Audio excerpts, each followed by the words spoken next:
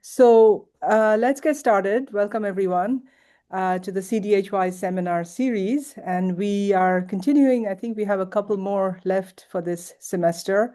Our focus topic has been galactic cosmic rays, measurement and theory. And today we are very pleased to have Dr. Fabio Acero from Saclay, CES Saclay, and he's going to talk to us about diffuse gamma ray structures at GeV energies. So Fabio, I think, is well known to this community and this group. He's an expert on the study of galactic cosmic rays, supernova remnants, pulsar wind nebulae, and he explores them all the way from KeV to GeV to TeV energies. He's currently working at the CNRS staff researcher on exploring the high energy galactic sky. He did his PhD on X-ray studies of young supernova remnants, after which he joined the HESS collaboration for 3 years, where he studied gamma ray emission from pulsar wind nebulae and supernova remnants. He then moved to NASA Goddard to work with the Fermi-LAT team, and there he explored these unassociated gamma ray sources and the first Fermi's SNR catalog. Fabio, is currently a member of both Athena and CTAO consortia. So today's talk, he's going to focus on diffuse gamma ray structures at GeV energies. And so let's welcome Fabio, and thank you again for giving us this talk. And just a reminder to everyone, we are recording these seminars and we post them on our YouTube archive. And if you have any questions, Fabio, it's up to you if people want to ask during the talk or you prefer at the end. Generally, we do like a 50 minutes talk with Q&A, and then Felix leads a discussion for 30 minutes after that, just as many people can stay just on current topics of anything of interest.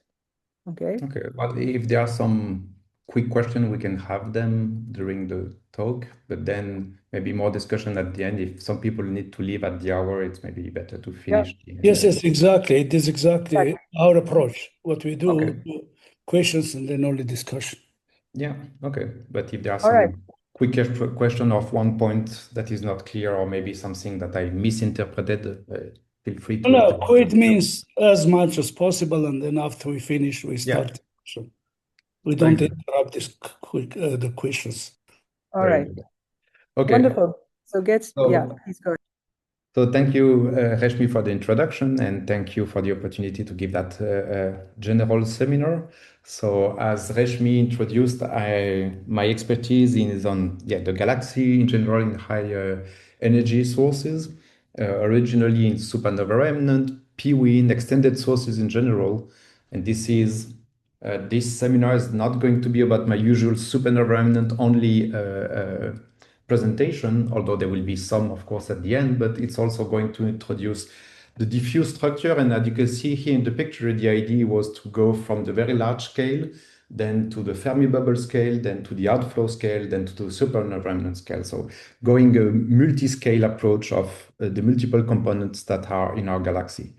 So I usually, in all those talks, we start with the Victor Hess balloon and the story, but I'm going to skip that and do a different way this time. And just to show you, we have been working with colleagues from Saclay on a comic book that is called Space Messengers, and it's a story about astroparticles, cosmic rays, and gamma ray.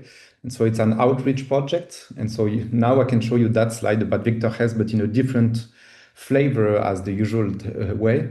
So it's a comic book that is right now about 20 pages. And so we are looking to continue it, but also the first version is in English. And feel free to contact me I can send it to you, and the idea is to print it and we can have it outreach and events, science fair, etc. So I wanted just to start with mentioning that Victor Hess in a different way. Then back to the classics. So you have seen that I'm not the first one, of course, in that seminar, sorry, to show those kind of plots, but just as a reminder for people who have not followed the previous seminars, is that this is the cosmic ray spectrum as we can see it from Earth. And you can see that there are several features in the cosmic ray spectrum, and it is believed that most of those features are related to the origin. So in the low energy part, we are dominated by the cosmic ray from our solar environment, from the sun. Then between those energy ranges that you can see here, we have the galactic population, meaning the cosmic rays accelerated locally in our galaxy. And then after that knee structure, we believe that those cosmic rays mostly come not from our galactic accelerator, that they cannot reach such high energy, but from extragalactic sources, possibly AGNs, for example. The other thing to note is that if you look at the abundances of those cosmic rays, as we can measure them, they have a fingerprint of their history. And so people studying that, if you combine, for example, what I'm going to be talking mostly about is how cosmic rays are accelerated in the source, how they diffuse a little bit outside the diffuse structure. But then when you receive them on Earth, some of them have traveled and have moved for millions of years. So it's quite different. And the abundances that you can see between what we have in the solar system and what we can measure the abundances, those traces, for example, the propagation effects, palliation, etc. But what's interesting is that studying those ratios here, the ratio of elements, for example, can tell you about the history of those cosmic rays.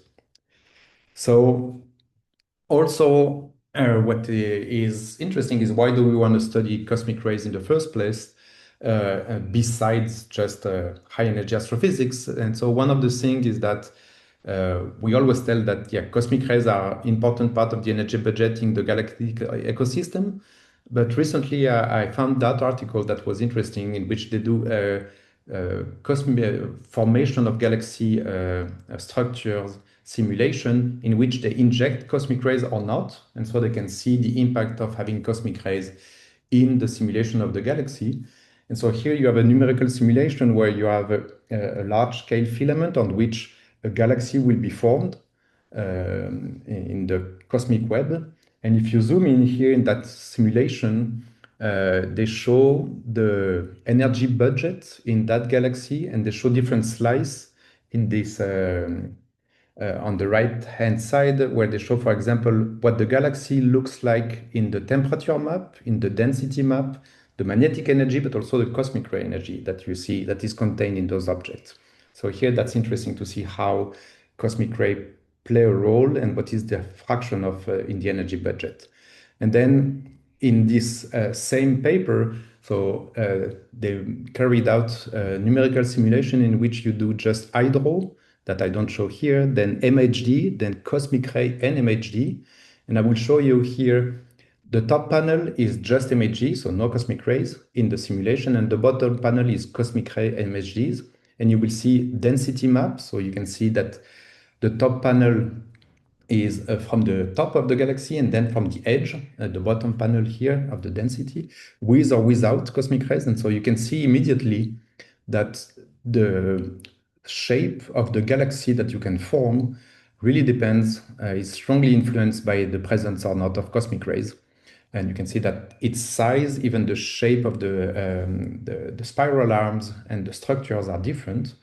And then in the temperature, for example, because cosmic rays, so the supernova not only, or all accelerating source, not only inject kinetic energy and thermal energy, but via the cosmic rays, it's an additional energy term. And so what's interesting, for example, if you look at the very bottom part where you see the galaxy from the edge, you see outflows that are much stronger with the cosmic rays than without. And this is something that we will rediscuss later. If you look at the metallicity, the abundance in the galaxy, you can see that also it's quite different, because cosmic rays in the end will regulate the star formation. And so having more or less star formation means that then you will have more or less metals in the galaxy. And they even went all the way in that simulation to make synthetic James Webb maps in a given filter. And that you can see, if you look at the images of the synthetic image, they really look different. And so that's interesting that if you look at, I would not have thought that a James Webb image can tell you about cosmic ray activity in a galaxy. I would have thought of X-rays and gamma rays, but in the end, here they show that the morphology of the galaxy, the star formation rate, will be impacted by the presence and the activity of cosmic rays. And if you look at what I Highlighted here, the mass here is the mass of the galaxy that is in the stars, I think, or something like that. And it's different by a factor of 3, meaning that, yeah, the presence of cosmic rays will regulate the star formation rate and the activity in the galaxy. So I thought this was a very nice illustration, just that saying it's an important part here. You can actually see it, that it really regulates the galaxy, change the shape, the star formation rate, and even though the presence of those outflows with or without cosmic rays. So this is the simulation. Then we can look, for example, at one way to look at the presence of cosmic rays. There are many ways, but one, if you want to look at the very large scale structures, our best tool for that, one of the best tools, probably GeV gamma rays. So with Fermi, so what you see here is the all sky image above 1 GeV after 15 years of observation. So Fermi was launched in 2008, and this summer it will be 18 years in operation.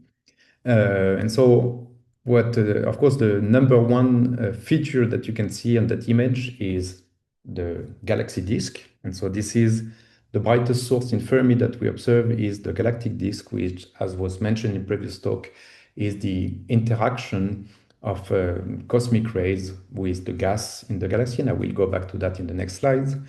But other structures that are interesting here is that you can see that Fermi is a collection of extended source and point sources. So the point sources are mostly blazar that you can see them. Everything, most of what is outside of 10 degrees is dominated by extragalactic sources.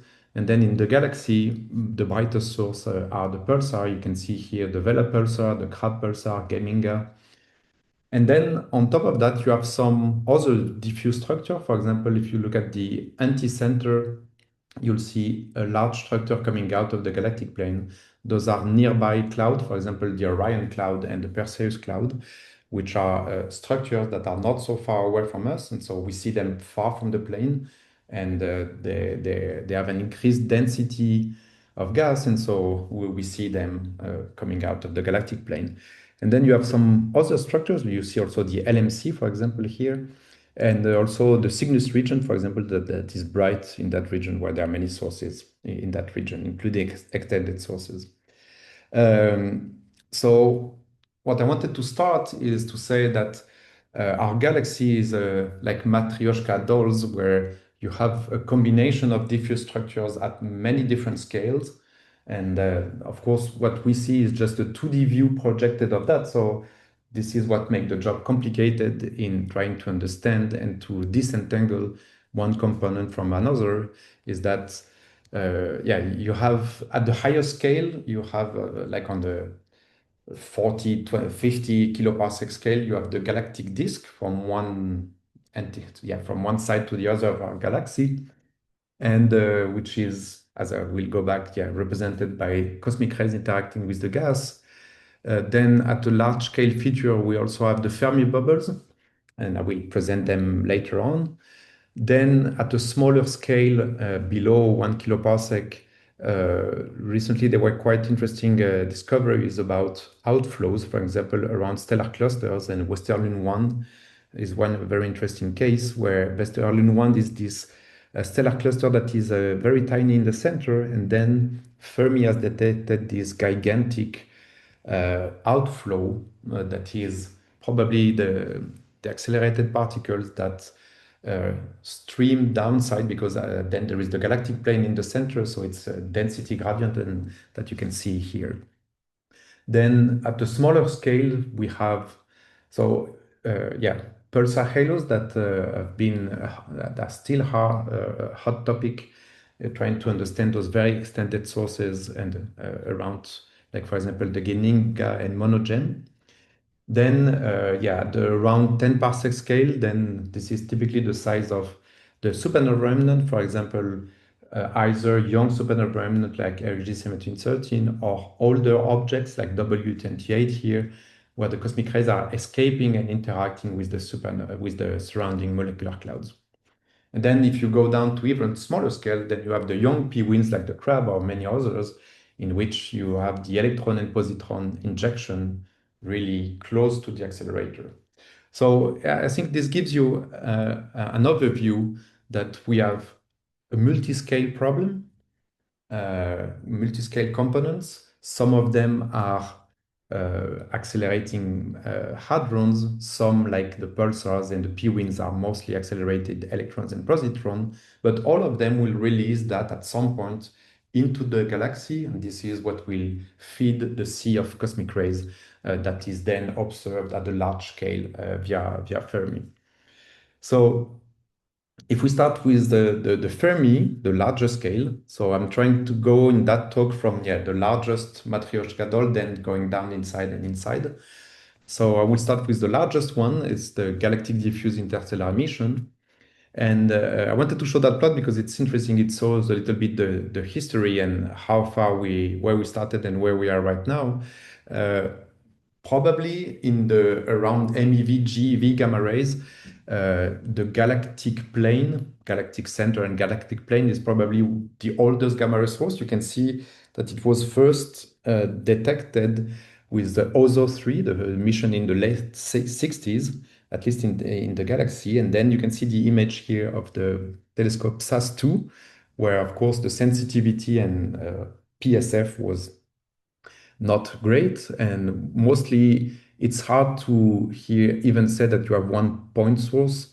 What you see mostly and what they did was a correlation of the gamma ray emissivity with the H1, and they saw that there was a positive correlation between gamma ray signal and gas, and so they associated that to cosmic rays interacting in the galactic plane. So then COSB, where you are starting to see the first source that were standing out, like Gaminga, Crab, and Vela. And then Egret, and of course with Fermi now, this is where we are. Fermi, of course, has a much better view both in sensitivity and in PSF, and where we see what we see right now, a lot of collection of multiple objects. Unfortunately, for now, there is no clear plan for a successor of Fermi, so that picture with 4 panels for now has 4 panels, and there is no immediate plan for a successor to have a 5th panel in that figure. So how does it work in Fermi? So in Fermi, if I go back here, if this is, those are the data that you get, and of course to analyze the source, if you are working on an AGN that is far from the plane, then your analysis and your life is simpler. You have little background and you can analyze your AGN via simpler method. For example, aperture photometry works not so bad if you want to look at the light curve of your AGN. But of course, if you want to study anything in the galactic plane, especially faint extended sources, your background, the diffuse emission of the background is more than 99% of your photons. And so modeling that background is critical to make a catalog or to analyze your source.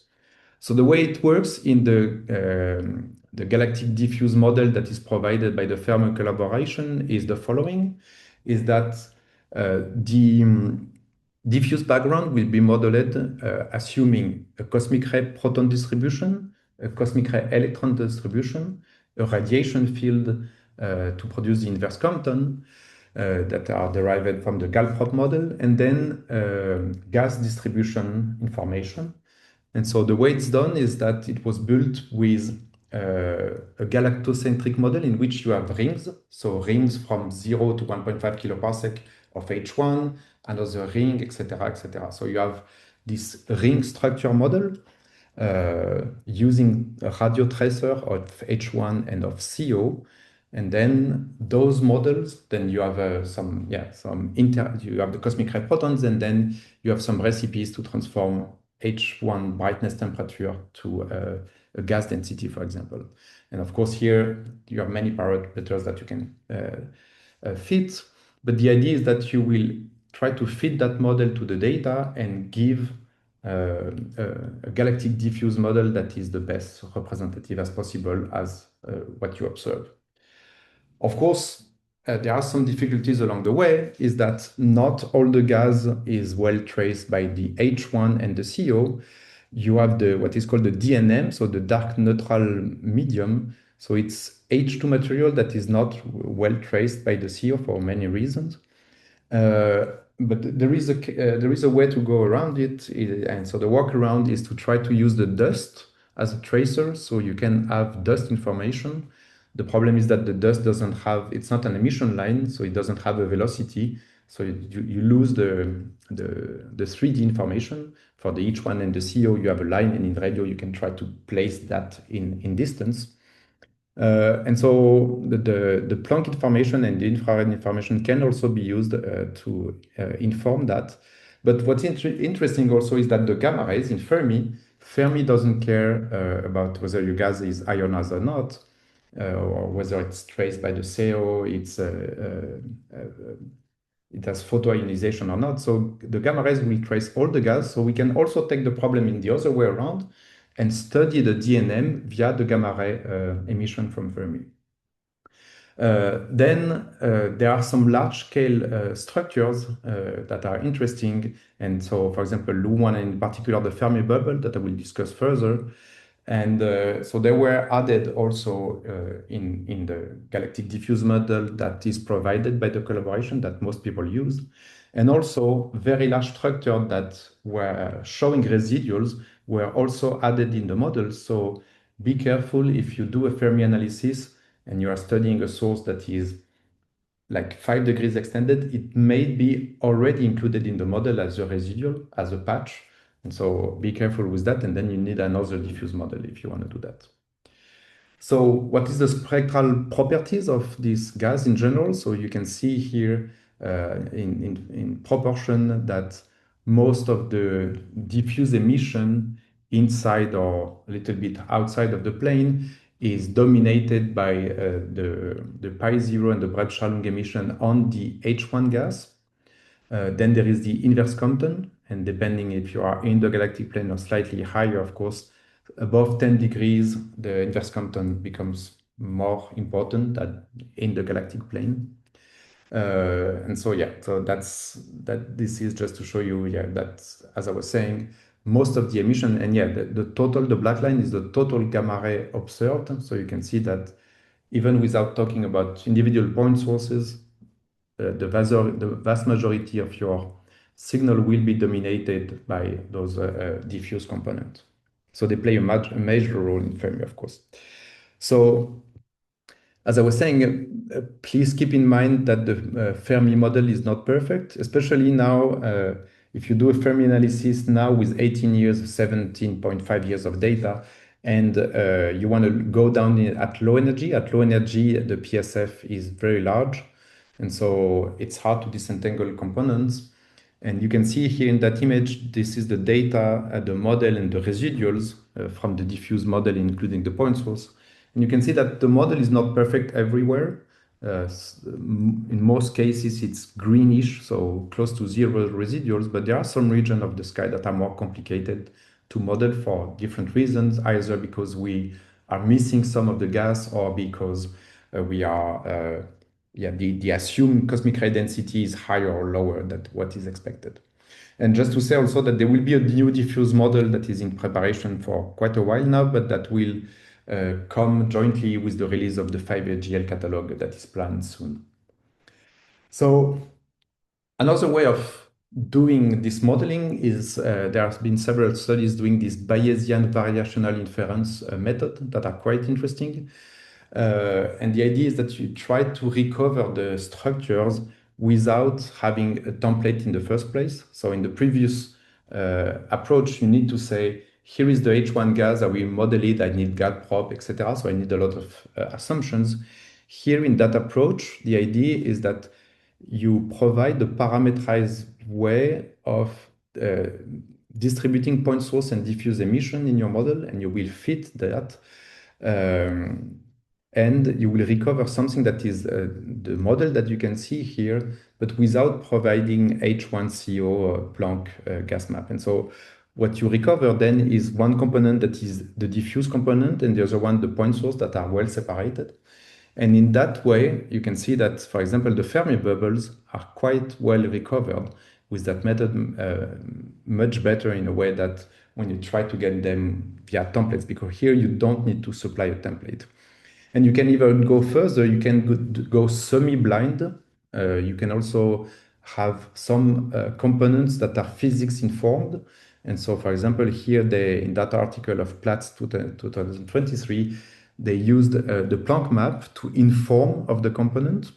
And then the method was able to recover the gamma ray emission associated to a Planck-informed component on the left, and something else that is diffuse component not related to Planck. So you can, if you look at the right hand plot and you look at the diffuse in the bottom left here, you see that the large-scale diffuse component from the gas has been removed, and you really end up with that Fermi bubbles and some other few diffuse structure only.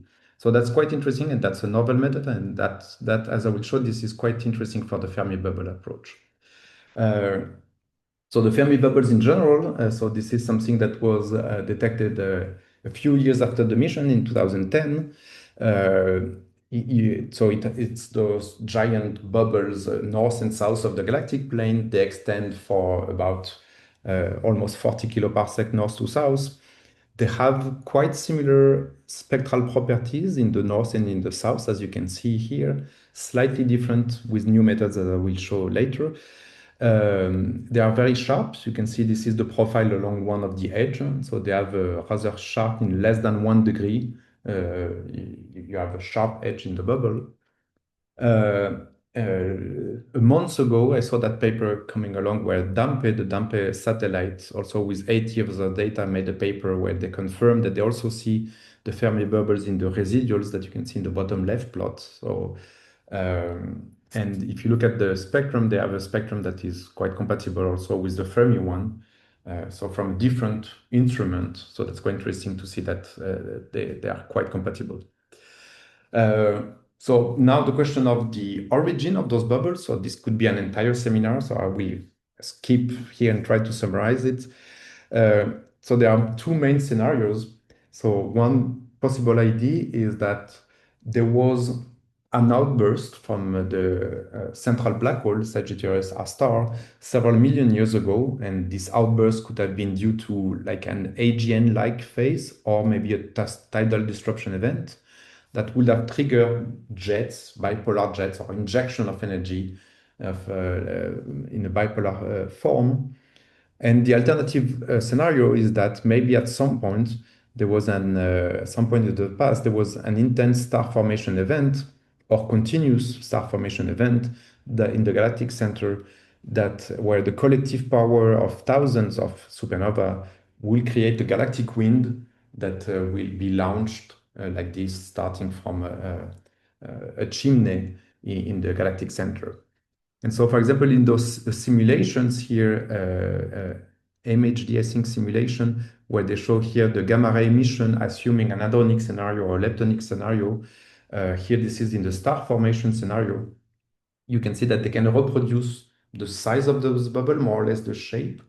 But what's interesting is that in the hadronic scenario, for example, they predict that it will be much brighter at the base of the bubbles and then fainter outside. But in the leptonic scenario here, the surface brightness is more or less homogeneous, which is probably closer to what we observe. Also, I wanted to point out that there is a link also with the X-rays very close to the galactic center. It has been discovered that there are some chimneys. So you can see the galactic center and those bubbles. Here we are not looking at the same scale. Of course, this is like a degree scale, and the other one is 50-degree scale. And here we're looking at 100 parsec versus tens of kiloparsec. But this will be the base of the bubble that is started. There is this chimney. And looking at that, it looked a little bit similar to what I showed you at the beginning in that numerical simulation, where you see that those outflow from cosmic rays, supernova, and collective winds. So it could be interesting to compare those simulations with what we have.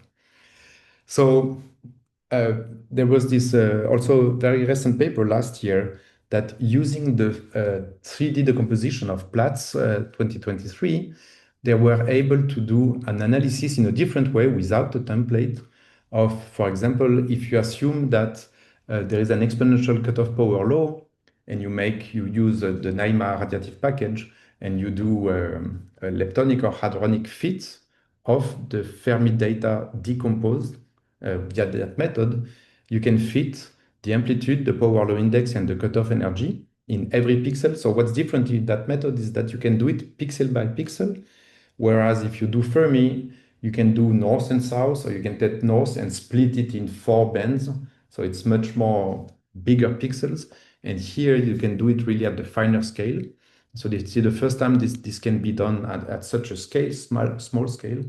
And you can see, for example, that if you look at the middle panel, you can see that north and south are a little bit different in the power law index, that the southern bubble is a little bit harder, and also that there could be a slight softening, no, hardening towards the edge of the southern bubble, which is something that was also hinted by previous studies by Yang et al.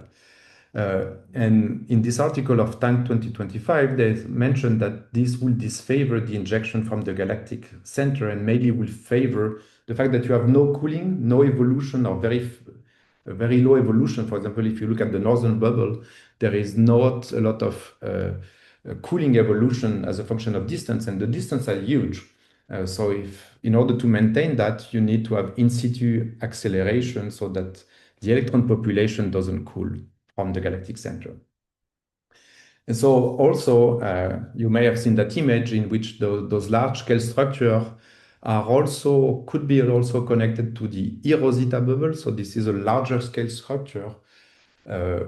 Whether they are completely connected or one is one phenomenon or the other, it's debated. I will not go into the detail, but just to mention that this large-scale structure has some multi-wavelength counterpart also in W map and in radio in general. So that's a very interesting topic, and it's very large-scale diffuse. This is the top level matryoshka with the diffuse.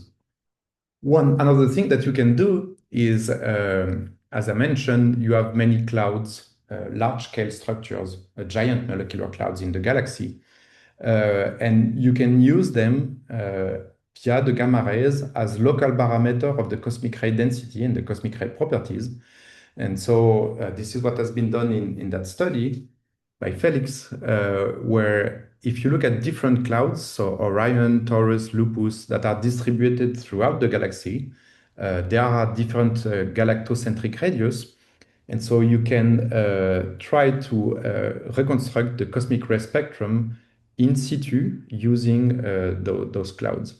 And you can see that, so they are scaled just for illustration purposes, but they all have, if you have to compare it, the data points with the black line, you can see that in most regions, the cosmic ray density is corresponding to what is expected with the standard model, except maybe with the blue and the green data points here in that mid-range between 4 and 8 kiloparsec. And this is what is also represented on the right-hand panel. So the proton density as a function of galactocentric radius. So here, those new data points here are represented with the blue point, and the purple point were from the diffuse model paper that we made for Fermi. So, one is the general diffuse structure, and the blue points are really localized, very localized clouds. So they are not probing the same scale. So if you have a cloud that is close to an accelerator, it will be enhanced locally, but the general diffuse structure might not feel that enhancement. So they are probing different scales. But what's interesting is that we can probe via Fermi the very large scales at the diffuse emission, and locally with giant molecular cloud, we have 3D probes around the galaxy to probe that density. So some clouds, not all molecular clouds are alike. I also want to cite that study that compares the Eridu and the reticulum clouds. So those are you can see them on the image that they span 20 degrees. This is because they are very nearby, a few 100 or 200 parsec at the edge of the local bubble in our solar neighborhood. So that's why they look so extended on the sky. But what's interesting is because they are so extended, gamma ray telescopes can probe individual parts of those structures. And you can compare, for example, the cosmic ray density again. And you can see that, for example, while the reticulum has a cosmic ray density that is normal compared to what we see for other structure, this special Eridu cloud is really under represented in cosmic rays. And it's in the paper, they study, for example, the coefficient diffusion, the magnetic field configuration, and they see no obvious difference between reticulum and Eridu. So it's not entirely clear why it is there are less cosmic rays in this one. But again, this shows you that you can do, even within one cloud, if it's not so far away, you can try to resolve the cosmic ray properties inside of those clouds.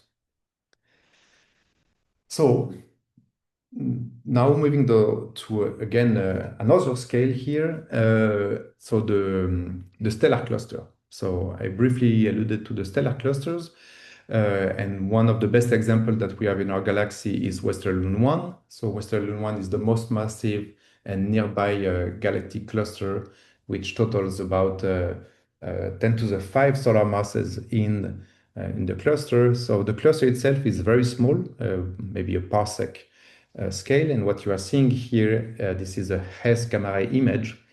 You can see that the scale of that is more on the order of 100 parsec from top to bottom. So what's interesting is that gamma rays show that shell structure. The position of the cluster is the black star that is in the middle. So you don't see gamma ray emission from the cluster itself, but really outside of it, like 40 parsecs away from it. And there is no clear correlation between the gamma ray emission and the H1 and the CO gas. And there is no clear spectral variation between, for example, region A, B, and C that are highlighted here. And one of the possible scenarios to accommodate those observations is that, again, it will be the collective wind at the termination shock, so 40 parsecs away, in here that you will accelerate and maintain particles being accelerated there. So this is the Hess view on the cluster and around the cluster itself. But then when colleagues looked at the Fermi data, and if you subtract the emission from this extent, the Hess emission over there, the residual is what you get here on the left with Fermi data set. And you see that very large, extended, far away. Here we are talking about 70 parsec, like 100 parsec in that direction, where so the cosmic rays were accelerated in the wind termination shock and then transported south of the cloud, mostly due to the density asymmetry. So you can see here on the right-hand plot that there is the galactic plane that is right just above the Hess target. And so the density is higher. And if you go south, especially in one region, there is a hole of lower density. So the cosmic rays will diffuse and be advected in that direction, like the wind is expanded.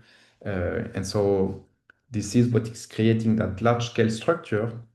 And so this is a cartoon of what's happening is that you have the cluster inside, the wind termination shock where you accelerate particles, the high energy electrons stay around the Hess region, and then the lower energy electrons that are identified with the Fermi observation, they travel and they are making this outflow towards the south, creating that superbubble.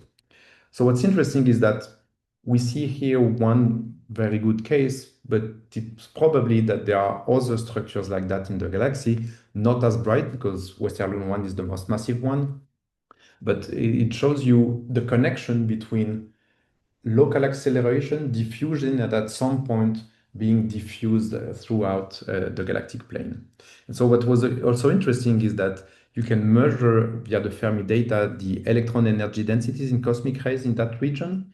And it's estimated to be higher, about a factor of 10 higher than the local cosmic ray density, proving that there was an acceleration, and then here you have an enhancement of cosmic rays.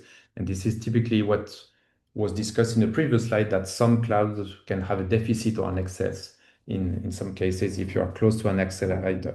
So probably if you had a giant molecular cloud that will be not so far from that region, you could measure an excess in that molecular cloud.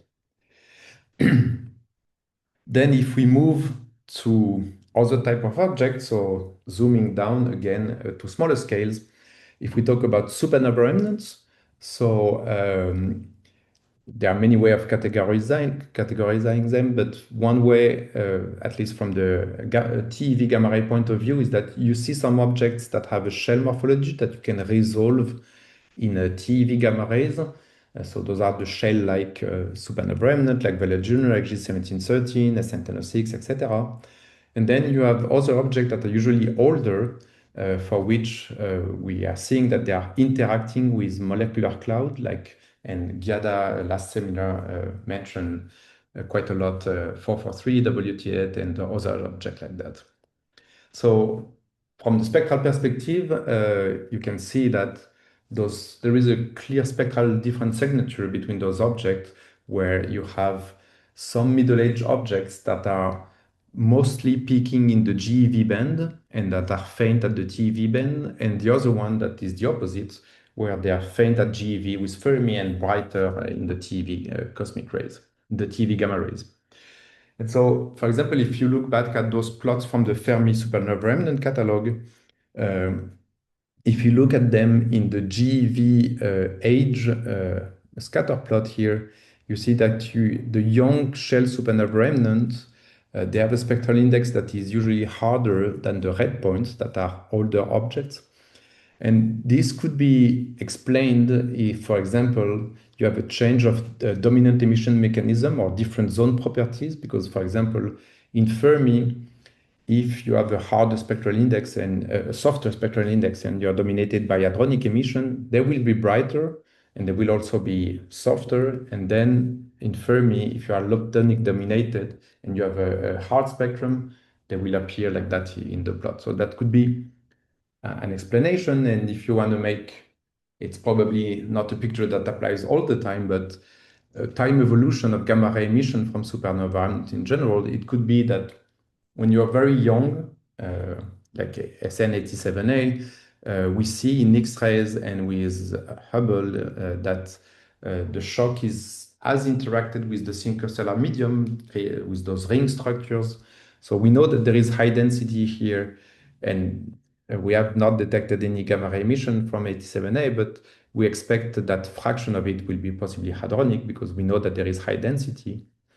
Then for the objects that are young, like a few hundred to 1,000 years, some of them, not all of them, like Casset, Tycho, and Kepler are different, but SN1006, Vela Junior, and XG1713, we know that they are expanding in a low density environment. So one of the pictures that is frequently showed is this picture by Inoue, where could be a low density wind bubble, and then in some region you are hitting the boundary of the shell, and then you have clumps that are inside as well. And then when you go to very older objects, much older objects, the idea is that you will interact with maybe the border of the cavity, or really starting, you are big enough that you interact with more massive clouds in the border, and this is the case of IC443. So one example of this is also interesting is the Cygnus loop. It's an old evolved supernova remnant, and because it is nearby, it shows very big on the sky. And there was this study of Fermi by Antonio Tutone, where he tried to compare. So the image that you see on the right are Fermi images, and then superposed with different morphological template. And it doesn't fit the radio. It's not a disk, a simple disk. It's not only a UV or only an X-ray template. The best fit is a combination of the X-ray morphology and the UV morphology. And the idea, if you look at the spectral shape, is that probably the gamma ray is a mix of freshly accelerated particles, which are traced by the X-ray shock propagating. And in the UV, you have the radiative shocks that you see here on the left, that are probably compressing and reaccelerating pre-existing cosmic rays. So this is an interesting object where you have both combination of new acceleration and reacceleration of pre-existing cosmic rays. I mentioned young supernova remnants, and here Tycho and Casset, for example, they're not like RG1713, where you have that flat plateau in the Fermi band, and the spectral index here is always higher than 2. So the particle spectrum that you need to model that is not 2.0, as if you have a simple picture of the DSL, you expect something close to 2.0. Then Caprioli and collaborator have other recipes that say that it will be more than 2.0. But what's interesting is that here we know that they are young. There are not so many molecular clouds of high density around Casset, but so it's not completely clear what is the target on which it is interacting. But it's clearly not, maybe 15 years ago, we thought that those objects could be pevatrons. Now Lasso has shown that this could be something else, but we were expecting them to go to very high energy, and you can see that they all cut around 10 TeV or less. So their gamma ray emission doesn't extend to 100 of TeV. And then, so about the historic supernova remnant, we had the detection from Casset from Tycho, and Kepler is the one that is further away, 5 kiloparsec away, and that was only recently discovered 3 years ago, both in the Fermi and with Hess very deep observation of 150 hours in order to detect it. And it has the same limitation. If you look at here, the multi-wavelength modeling, it's very bright in the X-rays. It's rather fainter in gamma rays, and the spectrum drops and doesn't extend up to the very high energies. And depending on the magnetic field, you could expect that maybe the TeV part will be inverse Compton dominated or pi zero hadronic dominated. And so CTAO should have enough resolution to really pin down where the gamma ray emission comes from. And so it will be interesting to see whether, because we don't expect the inverse Compton emission to come from exactly the same place as the hadronic emission. So CTAO could play a role here in the morphology.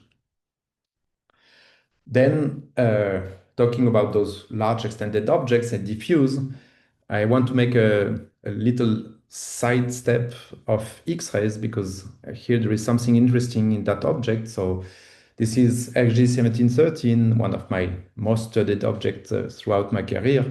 I worked on it during my PhD as well. So that's a long love story that I have with that supernova remnant here. And so you can see here in the left with X-rays, and on the right-hand side with the gamma ray image of Hess.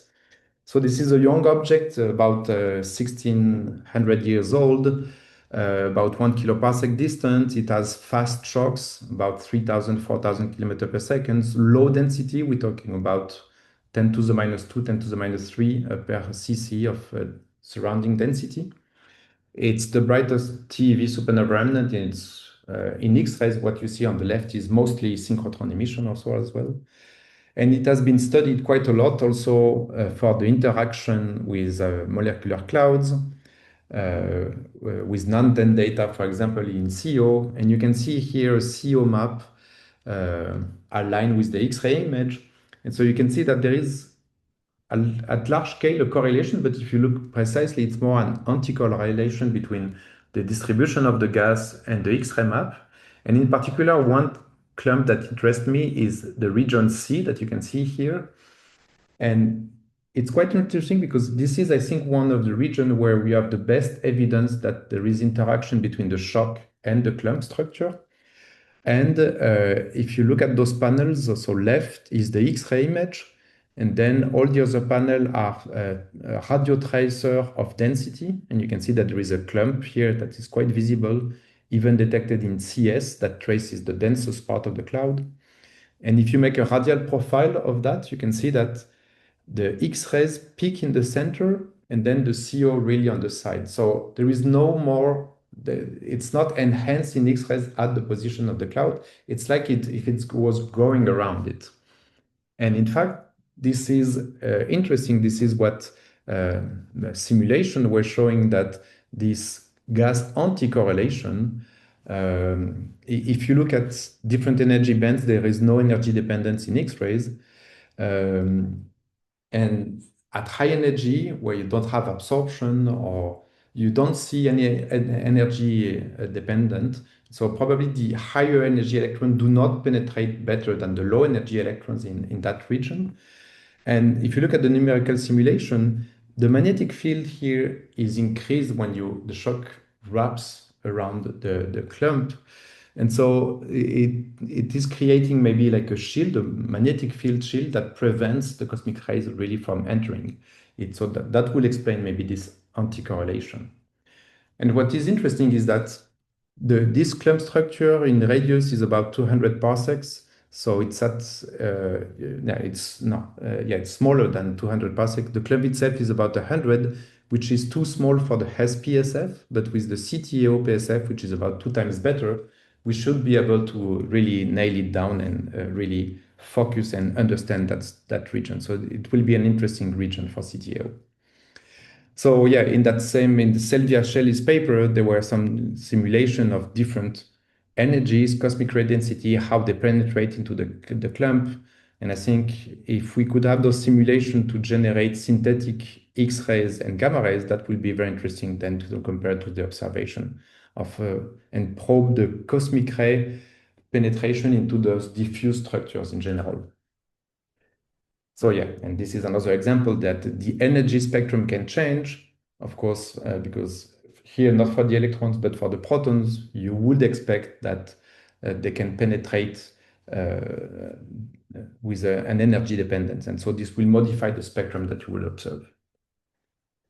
So this was not originally my main topic that I wanted to address, but as it is a hot topic right now, I think it's interesting just to say a note on microquasar is that for a long time, I think people were looking at microquasar in gamma rays as point sources.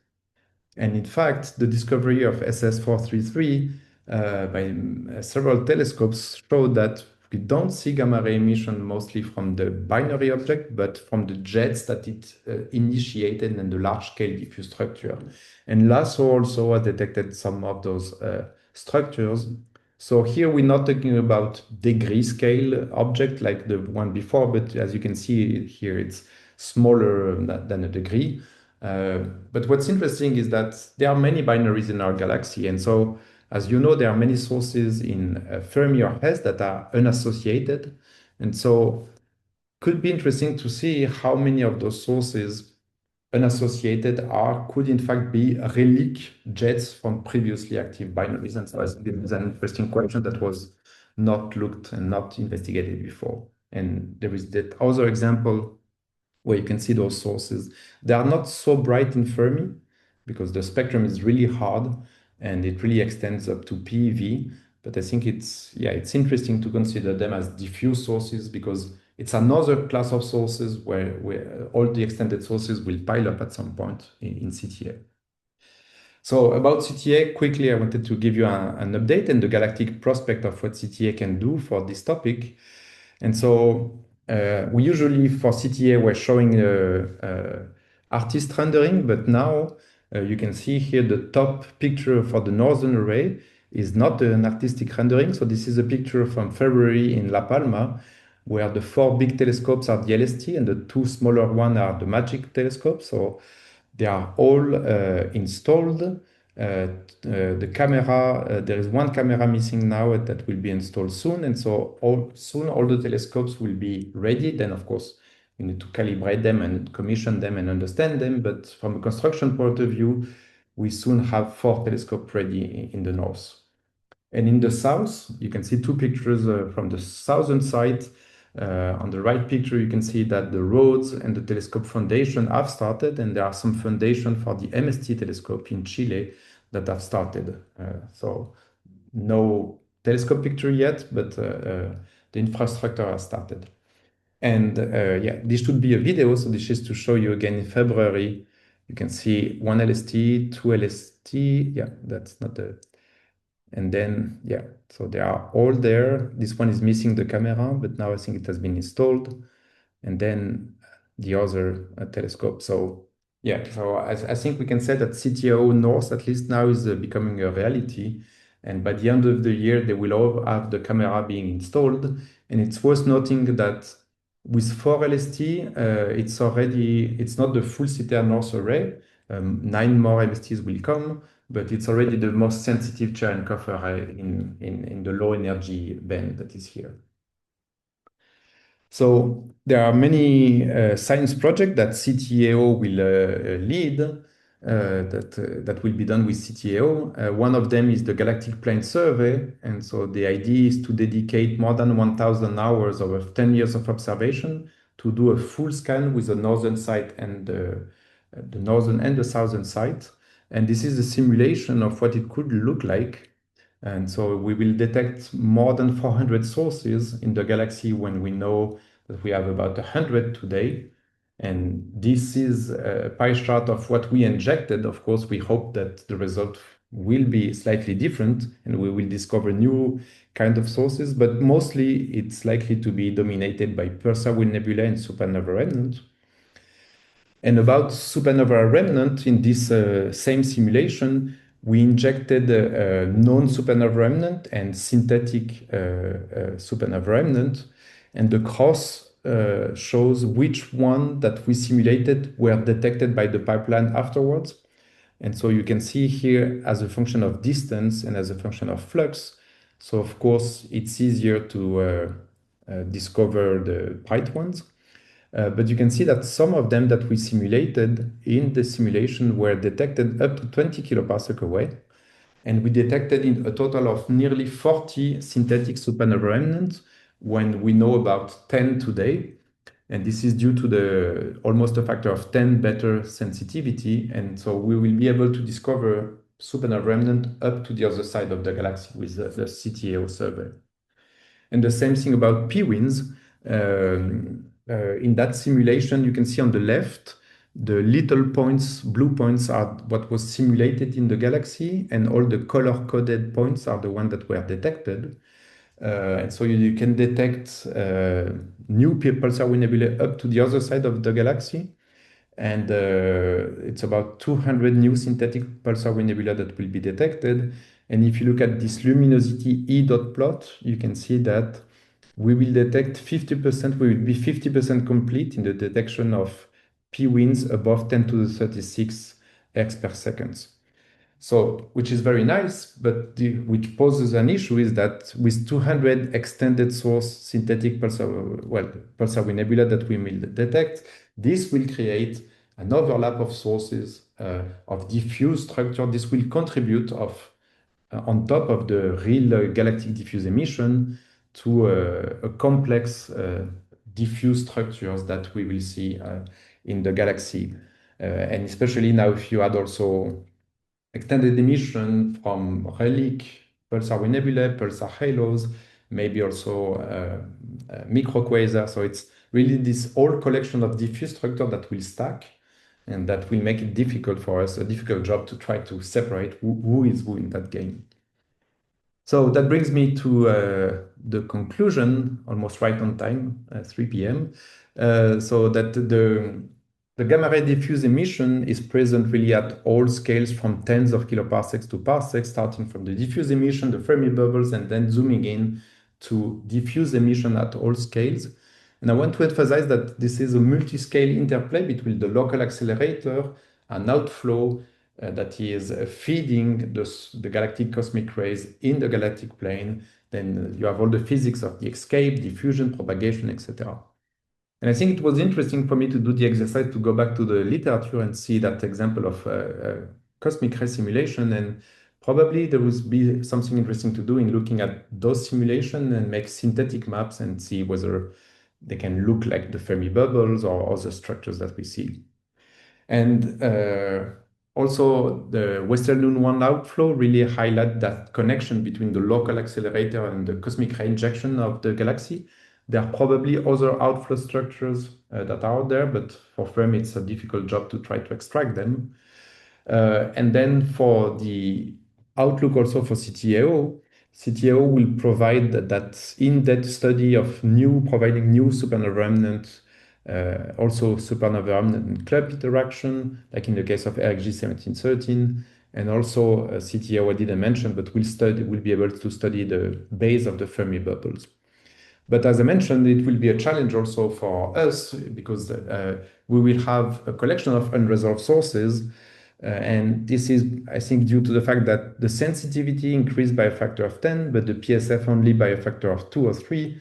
So your resolvability power is challenged, and there will be unresolved source and overlap of source. And so, but this will be very interesting to study the origin of this diffuse emission via, for example, multi-energy, and to see the energy dependence of those components, or multi-instrument analysis also for this. And yeah, that's the end of the story. Now open for questions. Thank you, Fabio. That was great. So we can start. Felix, do you want to run this session?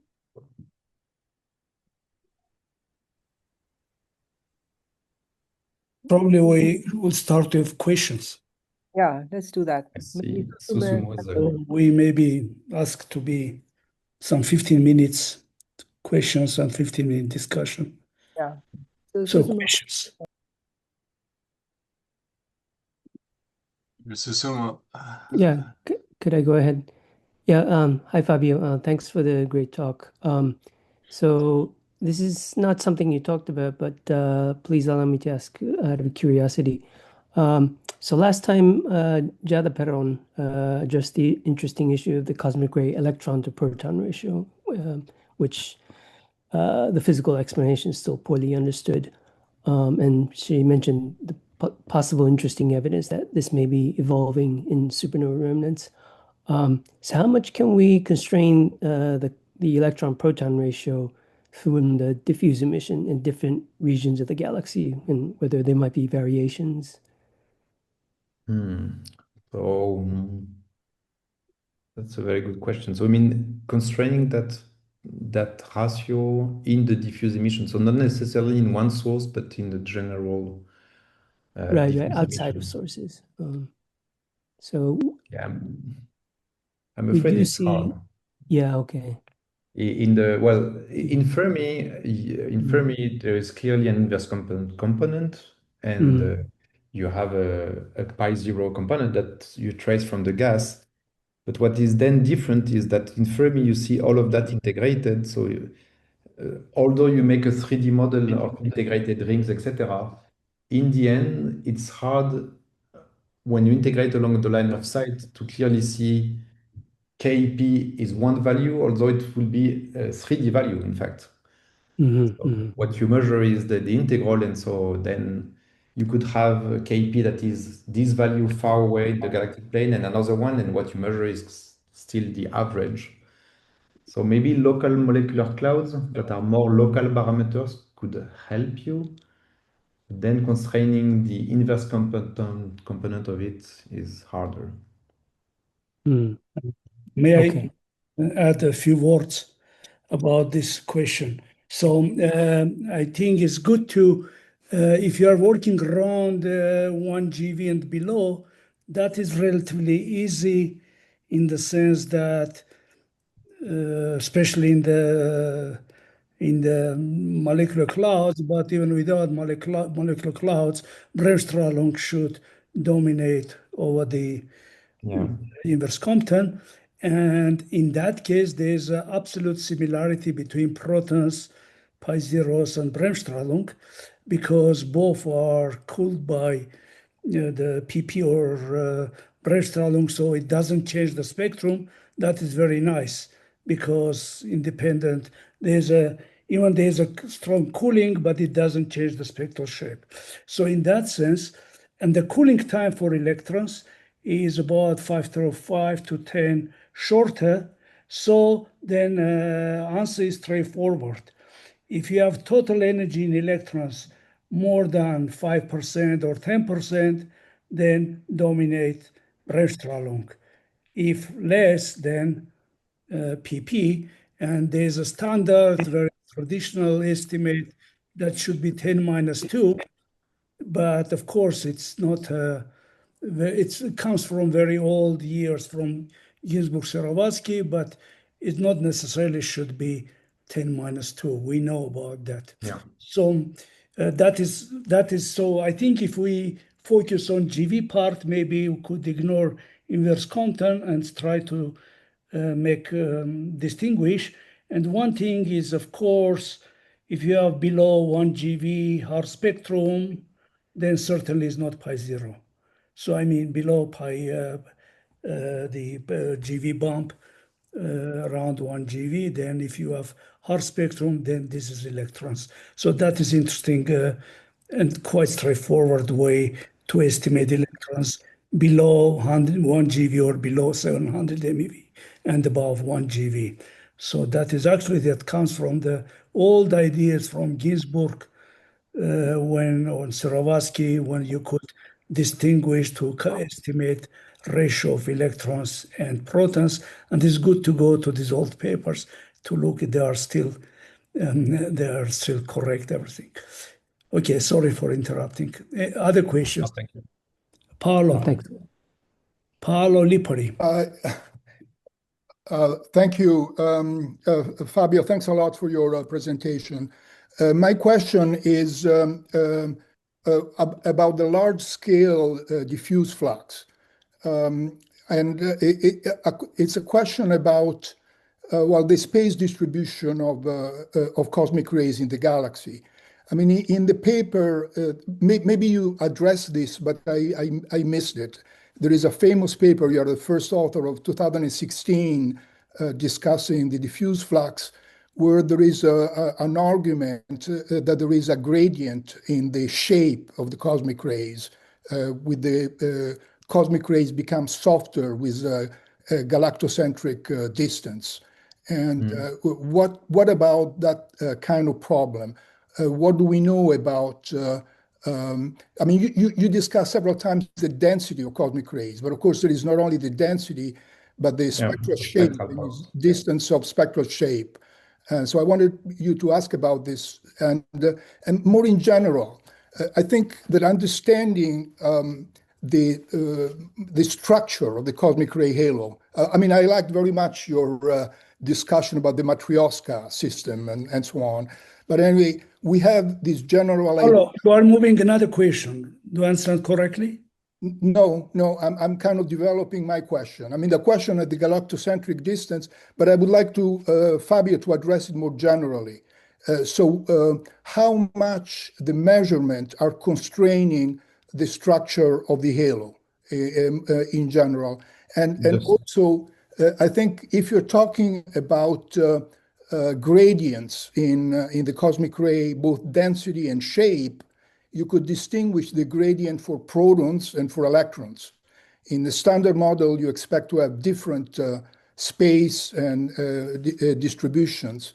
And so the question is, if you think that the data at this moment can constrain, how much they can constrain the structure and property of the cosmic ray halo, both for protons and electrons.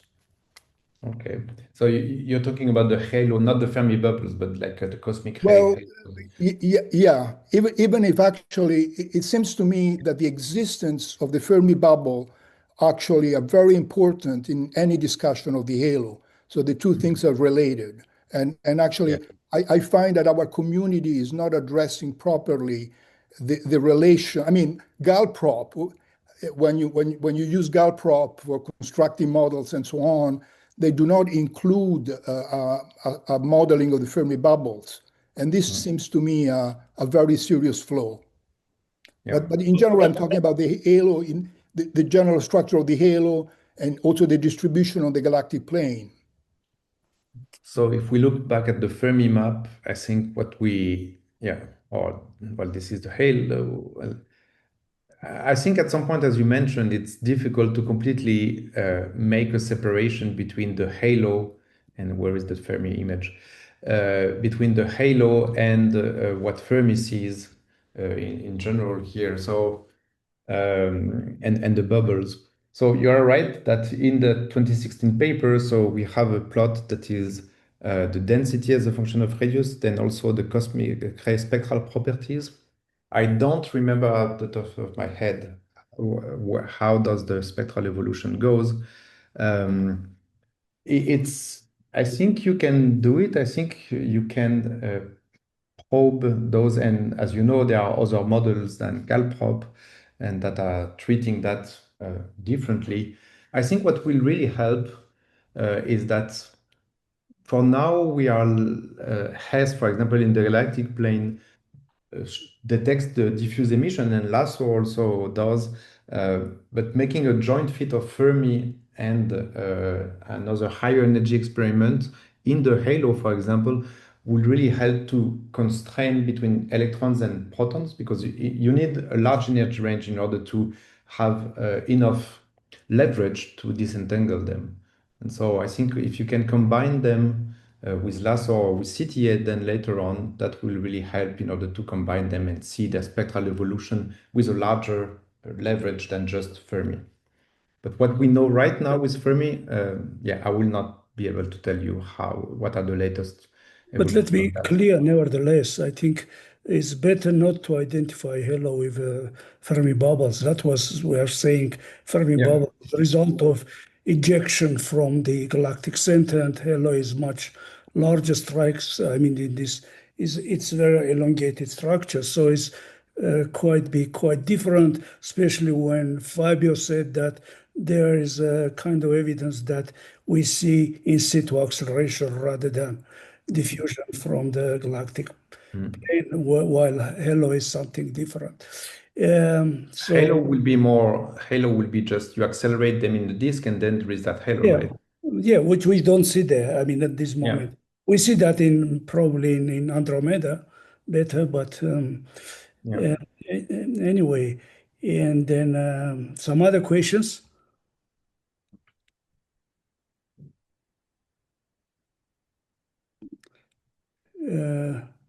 Paulo, copy. Yeah, maybe continue a little bit what the other Paulo said. And from an extragalactic perspective, everybody always worries about like the extragalactic diffuse background. You have to subtract off a possible galactic halo. Is there any thought? So there's extended like a corona of high energy electrons around that gets blown out.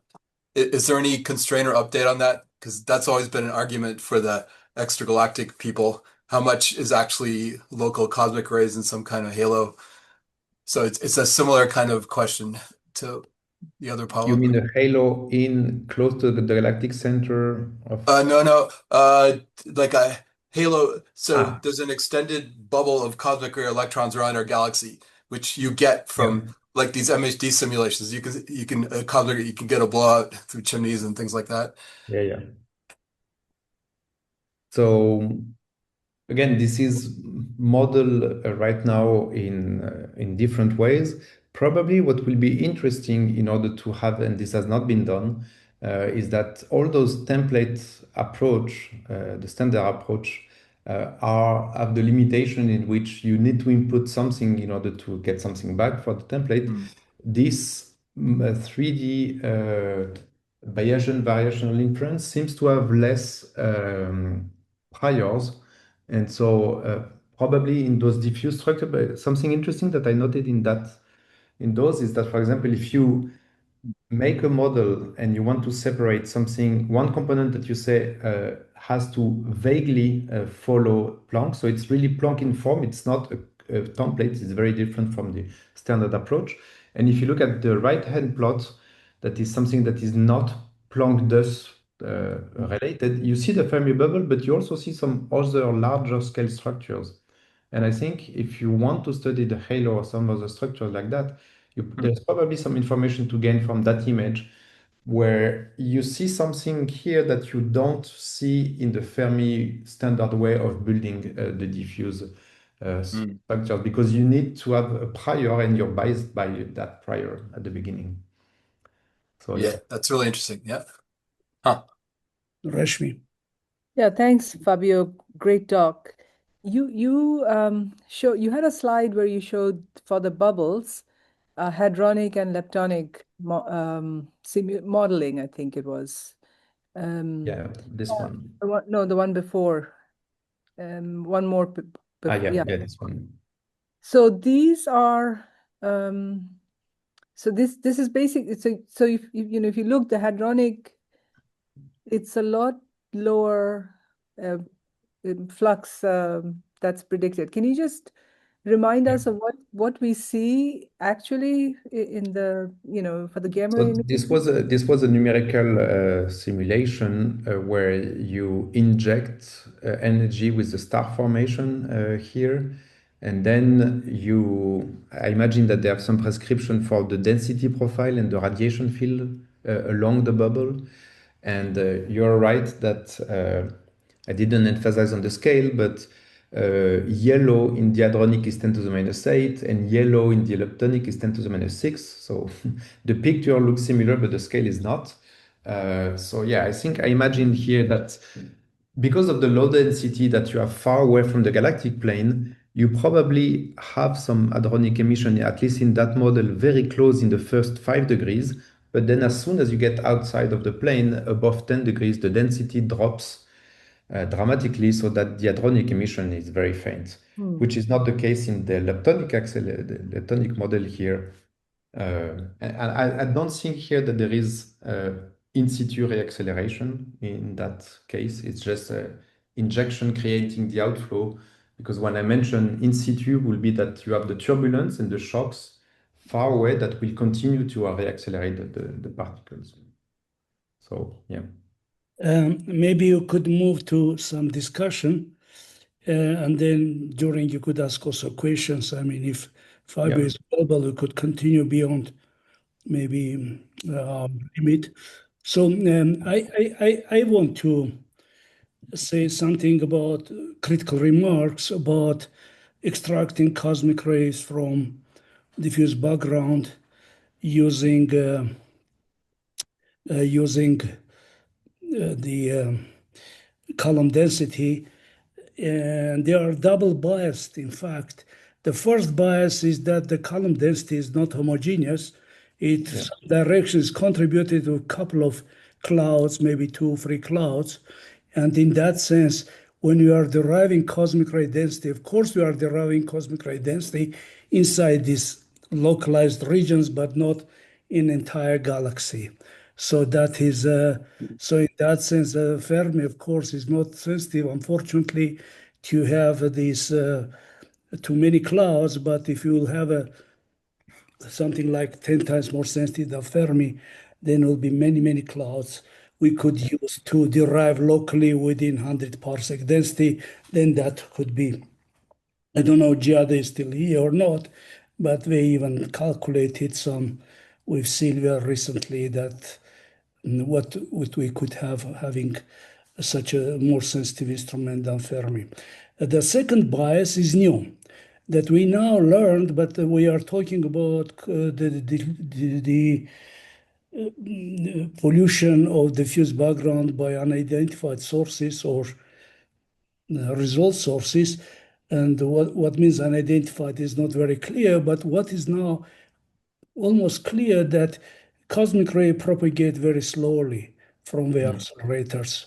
They are localized for quite a long time around accelerators, and we see that in leptonic sources, in pulsary nebulae or pulsar halos, and we see. Pulsar halos is a good example where you have a suppression of the coefficient diffusion. Yes, that is getting now almost as a rule. It's not exception. Yeah. It's really diffusion coefficient is by 1, 2 orders magnitude is smaller. Otherwise, you could not see these sources. That is clear because they'll be diffused away. So, and then that is another issue now. And then densities could be low, and the cosmic ray density could be very high. And because of this is low density, we could not identify these sources, couldn't see them, and in fact there could be huge cosmic ray density. So this is a second, and that is clear now. Now is no doubt that all sources have halos.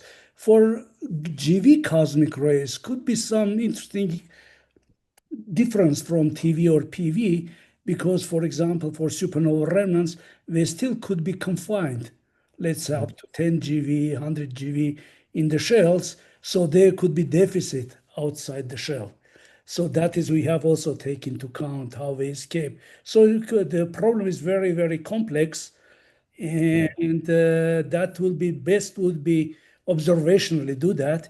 And observationally best is to detect, use these clouds as colorimeters or barometers, sorry, like you see.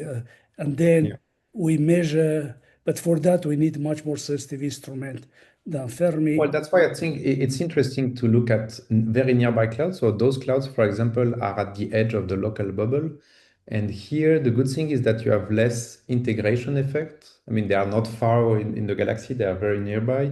And Fermi resolution is not great, but for something that is 20 degrees, then you start to have a very good sampling of the cloud. And you, for example, in the paper, they try to estimate the coefficient diffusion from the gamma rays as a function of position in the cloud and stuff like that. So yeah, that is, of course, it's not an easy task, but what I want to say that if having more sensitive than Fermi, also better angular resolution, is not just simply d square. There are critics saying, well, you could go some factor of 3 further and then you reduce the flat factor 100, but it's not true, because if you have extended sources, if you go further, you make them much more compact. So brightness sensitivity is more issue here than total sensitivity. That was we are showing that you could see supernova remnants to 20 kiloparsec. You didn't say why, I believe, because one of the reasons is this. You don't. They are brighter. The surface brightness doesn't scale as this well. That is well known for astronomers' effect. So I'll finish. Having the more powerful Fermi, super Fermi lot that could gain much more than simply d square. Okay. I fully support that idea. Unfortunately, I think that there is no. Well, there is we have a paper with Giada, but it's completely ignored on that. It's just about the super Fermi. Okay, then we continue. So if someone's comments or maybe these questions. There was one general point that I thought could be interesting here in that room to discuss. Of course, if there are other discussion, maybe Paolo has his hand raised. Is that from before, Paolo? No, I had another question, but go ahead and do what you were saying. Yeah, go ahead. No. Well, I was wondering about, do you know any, because I think that region that I was mentioning in RG 1713 is interesting, that you see that you have a clump in the middle, then you have the X-rays that look at ring structures around it. So it really looks like there was a clump and the shock arrived and was tangled around it. And I think this is the best example that we have in RG 1713. And so, but it's funny that there could be a limb brightening effect on the side. That's why it's brighter. But for example, the spectral index is also harder on the side. And in gamma rays, it's not brighter at that spot. So you will think that if you have that clump, then the cosmic rays could penetrate it, the protons, and it will be bright in Fermi and in Hess, and it's not. So I was wondering, this is just showing here the cosmic rays density, but are you aware of papers that will do that and will do synthetic gamma rays based upon that?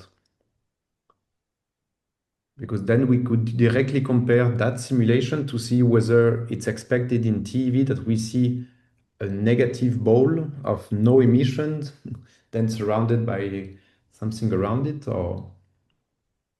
I think the Silver, Celli, and Morlino did maybe Stefano did this kind of calculations, escape combined with further diffusion interacting with the clouds, and then you could see indeed quite different pictures in GV, TV for different reasons. But it's a heavy modeling, and then and maybe they are not simple single option. So observationally to look at all of this. But I think it will be an interesting path of preparing future CTA observation, for example. Sure. Yes, of course. Stefano? Yes. I wanted to comment on this. So in fact, when we did this, the angular size of this clamp would be very small.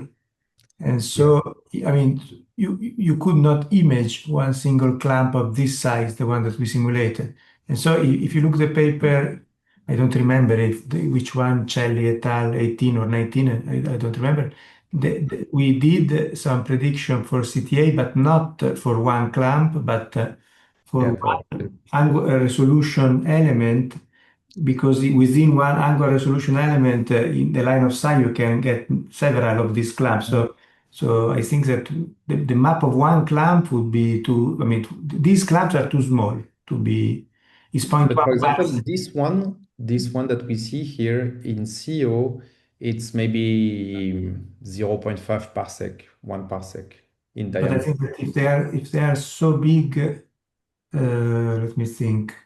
Well, this simulation should work independently of the size. I mean, the boundary condition could be different, but I think that the physics of having the shock going around, if it is 1 parsec, Yes. would be the Yes. same, more or less. Yes, but then cosmic rays have to go through to penetrate larger distances. So it's not. Yeah. I mean, the physics, the hydrodynamics, I think, is identical. But the time scale. The time scale for cosmic rays are not the same because diffusion scale is the scale squared. So Stefano, but this is one of the scenarios, part of the scenario for young supernova remnant, these small clumps. But in general, when they escape, also they could be large clouds outside or dense gas outside, like yes. like Sabrina's your Yes. papers. Yeah. So that is a second part. So they are like sandwich. There are so many things. Those local clumps in RG 7013. But if you go outside, you could see massive clouds, not necessarily huge clouds, 10 to 3, 10 to 4 solar mass. Yeah. Yeah. Yeah.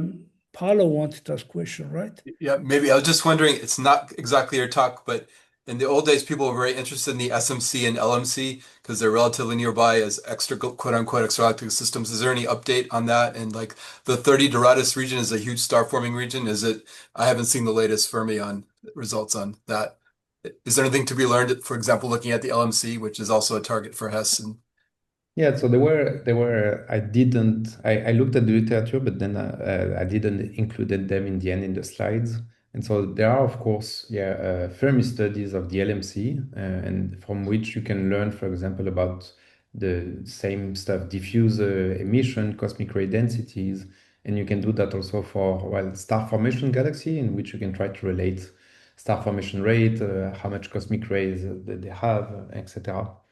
And the 30 radius, well, it's been studied. The region has been observed with Hess,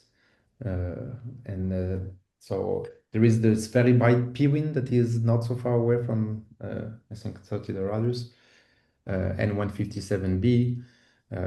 But I will not know exactly what's the latest status on that. But the comparison with galactic halo or galactic plane, it doesn't work perhaps because the size is so small. So escape is so much faster. So we cannot directly compare. On the other hand, maybe diffusion coefficient is smaller, more turbulence, but generally this is a very complex question. We cannot just simply compare Large Magellanic Cloud diffuse emission with our galaxy. It's just simply different. At least the escape time is proportional to R square over D, and R is much smaller, so escape is much faster. Yeah, because originally people said they wanted to test exactly what you said, if the LMC is indeed different from the galaxy with different escape time, so it should be less luminous and various other conclusions. Is But that borne they are out? generally discussing the sources. Number this is okay. They are very powerful sources, but escape time is faster. So you need to inject with much higher rate to keep the same densities in our galaxy. Yeah. And then in terms of wind shocks and things, like 30 Doradus could be much more intense and brighter than anything in our galaxy. Is that true? Yes, that is the most powerful one. Okay. Actually, Magellanic Cloud is very biased again, which says, because it's far. If you see source, doesn't matter, supernova, Yeah, it has to be super bright. clusters, and there's a twin of crab, they should be very powerful to see them. So that is a bit biased. I mean, The selection effect. there are The selection. super sources, selection effect. Yeah. Yeah. But Well, it's because great also for the us. low metallicity makes more massive stars and more extreme supernova or pulsars. Mm. All right. So if we have some urgent question, please. Otherwise, we are just 3 minutes beyond our. We could continue, of course, but if there are some. Susumu should ask question. I'm surprised he does ask question. He asked, and he also answered in the chat. No, but Susumu asking always 2 or 3 at least. He's not here. Okay, he is here. He has been participating. I was busy. But, I was busy writing in the chat. So in response to Paulo, sorry. Maybe we can officially thank Fabio for a great talk and great discussion. I know that some people have to leave, and then the room is available. Felix, you can continue. No, but if there are no, I think we should not just exaggerate. If there are no questions, Susumu could send by email his questions. No problem. Thank you for organizing this. Thank you so much. Yeah, thanks for a great talk. It was great. Yeah, thank you. Bye. Thank you. Maybe Felix, you wanted to ask to the room for the conclusions, or do you want to briefly mention this? Or Yeah, but this is not so many people, Fabio. We'll do that next time. The next time, okay. I will try get more people. So question the Reshmi is, we have to understand what kind of talk should I give. I could some point that ask questions to have a discussion, 1.5 hour discussion, or I could do myself. I'd prefer the first one, even it's more difficult, but prepare some question and then we go through all of them. I think that would be great. That would be better, right? So it's going to be in 2 weeks. We have the final formal talk, and then the one after that is your discussion. Yeah, I just mean not standard talk, but just to put in all questions and go through. Okay. But maybe have a little skeleton to start things. Okay. Thank you. Bye. Thanks, everyone. All right. Thanks again, Fabio. All right. Please send me your PDF slides. We will. Okay. Okay. Thank you. Bye. Thank you. Bye-bye.